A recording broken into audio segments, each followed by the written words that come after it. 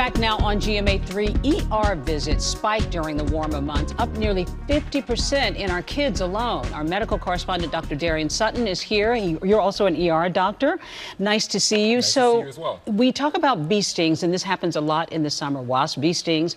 What about bee stings, and how serious can that be, and what do we do? You know, they can be really scary, especially when kids are really young. Parents often bring their kids running into the emergency room, not sure exactly what to do. So hopefully we can all learn some basic steps to prevent. So if you get stung by a bee, we talked about tick bites, and I don't want people to confuse them. Remember, tick bites, we use tweezers to pull those ticks out. For bee stings, you don't want to use tweezers because that venom can still be in that stinger, and when you use tweezers, you can pump that venom into your skin, causing more of a reaction. So you want to scrape it, taking a credit card, a key card, an ID, and scrape along the surface. Then you want to clean the area because infections are really what we're trying to rule out rather than any complication of the sting. And you want to watch for symptoms. Now, thankfully, less than 10% of us are actually allergic to bees, but you still want to be mindful of the symptoms of anaphylaxis, that's severe allergic reaction, difficulty breathing, tightness in your chest, swelling, or a lot of hives or urticaria on your skin. Those are reasons to get medical attention quickly. Much more scary than just having the discomfort. Exactly, exactly.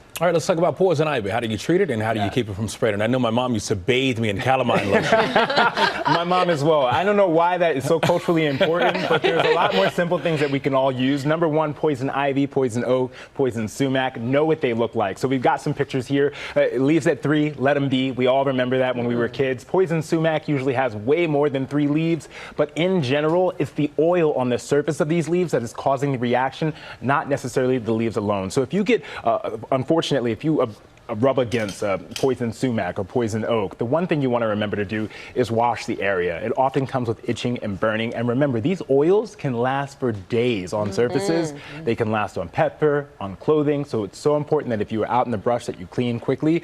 And also taking some dish detergent in the shower with you. Sounds foolish, but it helps to get that oil off of you so that you can hopefully get away from those symptoms. It's a lot cheaper than calamine lotion.